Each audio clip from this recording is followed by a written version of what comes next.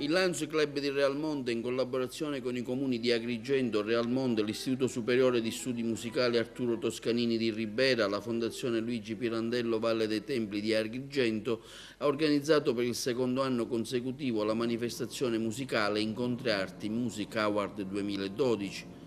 L'iniziativa è ideata allo scopo di promuovere e supportare la cultura musicale fra i giovani secondo i principi internazionali del Lions Club. L'obiettivo principale del concorso è quindi di essere di aiuto ai giovani e alle loro famiglie nel percorso musicale che i ragazzi hanno scelto come traguardo per l'inizio di una promettente carriera artistica.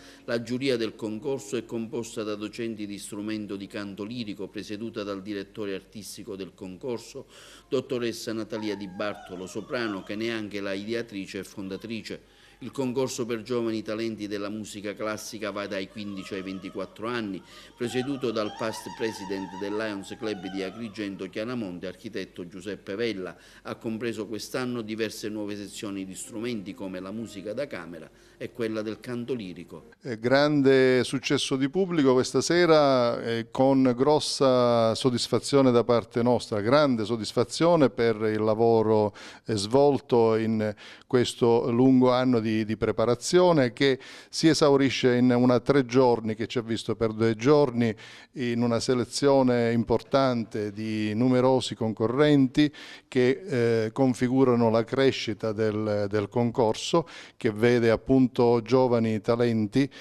In questa occasione, in questo anno, ampliata anche ai cantanti, infatti c'è un'edizione speciale Vincenzo Bellini dedicata proprio al grande musicista catanese per cantanti lirici. Noi contribuiamo con delle borse di studio, i primi che arriveranno per primi in questa kermesse avranno delle borse di studio che consentirà loro appunto di andare avanti con gli studi in maniera più confacente e quindi con quegli strumenti alle volte assolutamente essenziali.